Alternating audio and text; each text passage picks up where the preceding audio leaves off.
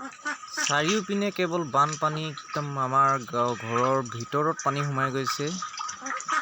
যোৱাকালি কমেও 1টামান বজাৰ পৰা পানী লাহেকৈ বাঢ়ি আহিলে আৰু মানে ঘৰৰ ভিতৰত সোমাই কমেও ঘৰৰ ভিতৰত মানে 1 ফুটমান পানী হৈ গৈছে। আৰু বাহিৰতো ইয়াৰ গোটেই পানীয়ে পানী। আমাৰ তিনিচুকীয়া ডিষ্ট্ৰিক্ট কাকপথাৰ অঞ্চলৰ সীমান্ত টেঙাপানীৰ ওচৰতে থকা মজবাৰী নলনী, আমাৰ এই নলনী গাঁও হয়। নলনী গাঁৱৰ গোটেই বানপানী চাৰিওপিনে, সকলো ঘৰতে মানে গোটেই বানপানীয়ে মানে অৱস্থা বেয়া কৰি দিছে।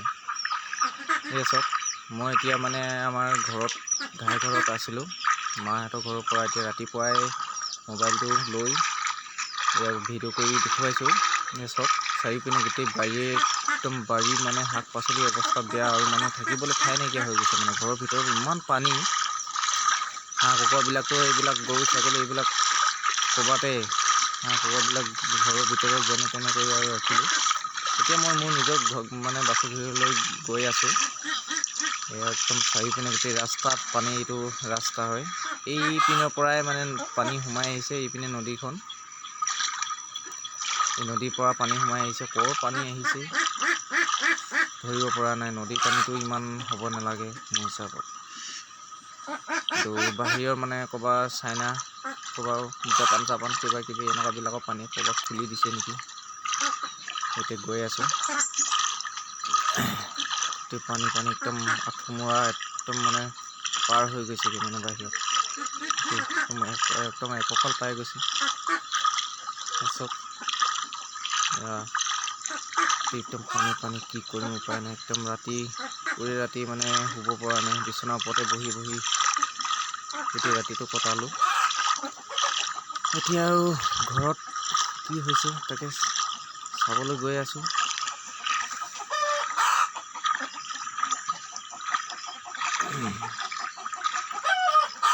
চব গোটেই বাৰীত পানী সোমাই অৱস্থা বেয়া হৈ গৈছে। কি ক'ম, অতি মানে দুখৰ বিলৈ।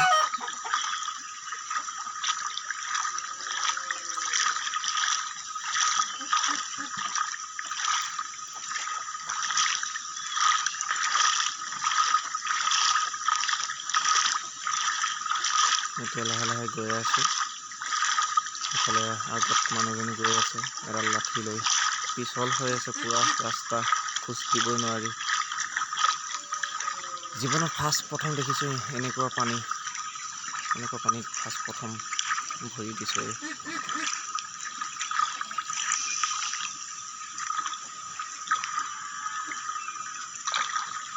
লাহেকৈ ঘৰ পামগৈ এতিয়া। ঘৰত বা কি হৈ আছে। ৰাতিয়ে দৰজাখন তলা মাৰি কিনি হাঁহ কুকুৰা মানে ভিতৰত ভৰাই মাৰ ঘৰলৈ আহিলোঁ। মাৰ ঘৰ মানে ওচৰতে আছে বাৰু, ওচৰত মানে অলপ দূৰ হয়। ৰাতিপুৱাই মোবাইলটো লৈ মই এটা ভিডিঅ' কৰি ঘৰলৈ আহিছোঁ। ইয়াৰ ৰাতি এই সৰু গৰু পোৱালিটো এনেকৈ মানে কটালে নে কিয়ে নাই, চিঞৰি আছে। কাৰ গৰু হয়, কি কথা। গৰু পোহে, কিন্তু গৰুৰ প্ৰতি মানুহৰ একো মৰম চেনেহ একো নাই নেকি। এনেকৈ এৰি থৈ গ'ল গৰু পোৱালিটো ৰাতি মানে এনেকৈ থাকিলে। ক'ৰবাত অসমীয়া ঢিপ থকা হ'লেতো অলপ ভালকৈ থাকিলে হ'লে। এতিয়া পানীতে এনেকৈ ৰাতি মানে চিঞৰি থকা শুনি আছোঁ। কি কৰিম এতিয়া, উপায় নাই, আমাৰ নিজৰে উপায় নাই। এতিয়া মোৰ পদূলিমুখ লাহেকৈ পাইছোঁহি। এতিয়া পদূলিমুখত সোমাম। এতিয়া ইমান মানে পানী হৈ গৈছে।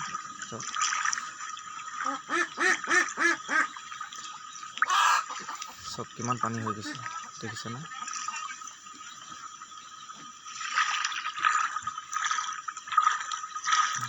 মোৰ বাৰীটো একদম অৱস্থা বেয়া। মানে মোৰে বুলি ক'ব নোৱাৰি, সকলোতে আমাৰ এই গাঁওখনৰ সকলোতে পানী, একদম বানপানীয়ে মানে অৱস্থা বেয়া হৈ গৈছে। সকলো ঘৰৰ ভিতৰত সোমাই, বাৰীত সোমাই মানে মানুহ কাৰ কেনেকুৱা কি হৈছে আৰু এতিয়া নিজেই মানে একদম নিজটোৱে এতিয়া অৱস্থা বেয়া হৈ গৈছে।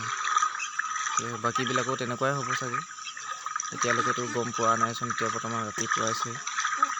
এতিয়া সি ঘৰৰ সন্মুখ পাইছেহি বৰ্তমান। এতিয়া চব এইফালে গোটেই পানীয়ে পানী।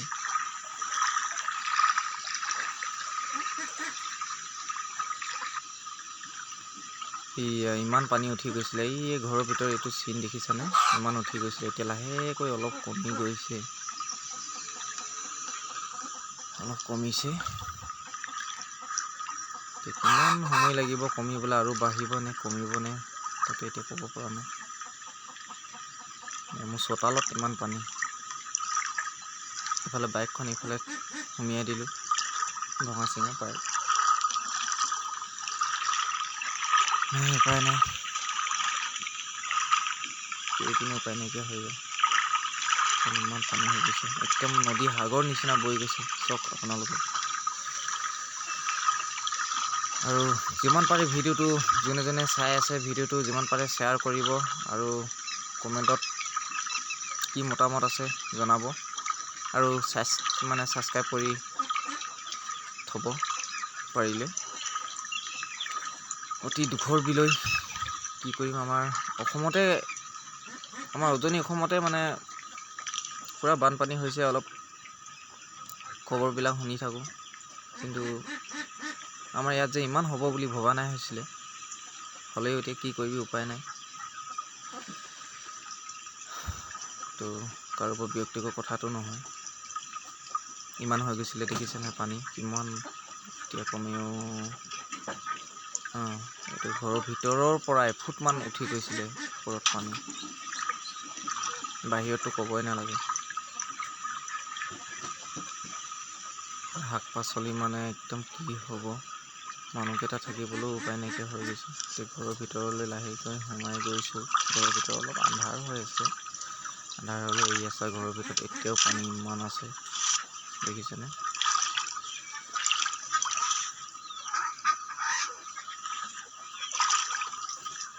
চব হাঁহ কুকুৰাবিলাকে বিচনাৰ ওপৰতে উঠাই কিনি থৈ গ'লোঁ, যেনে তেনে কৰি বচালোঁ। আৰু বৰ্তমানলৈকে, ভৱিষ্যতত আৰু দিনকেইটাত কি বা হয়। এই চব কিমান পানী হৈ গ'ল।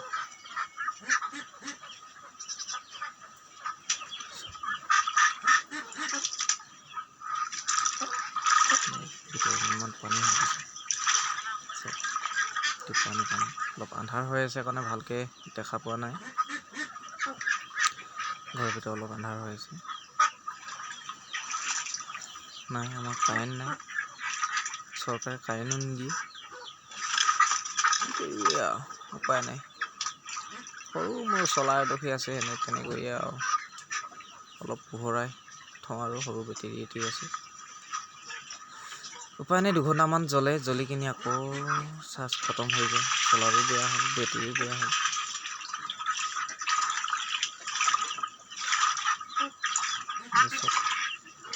পানী হৈ গৈছে,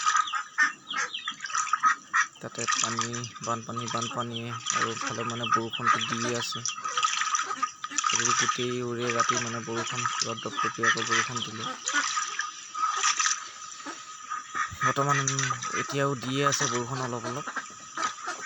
এতিয়াতো ৰাতিপুৱাইছেহে, দিনভৰ বা কিমান বৰষুণ দিয়ে। সেইফালে ৰান্ধনী ঘৰটো পূৰা বুৰি একদম অৱস্থা বেয়া। এয়া চব কিমান পানী হৈ গৈছে, এতিয়া পানী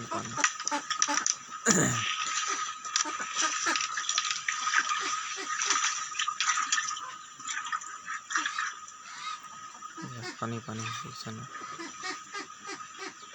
গতিকে অসম চৰকাৰক জনাওঁ যে এইটোৱেই আমাৰ গাঁওখনত যিমান মানে বানপানী হৈ গ'ল, এইখিনি কিবা এটা সহায় কৰে যেন, তাকে মই জনাইছোঁ।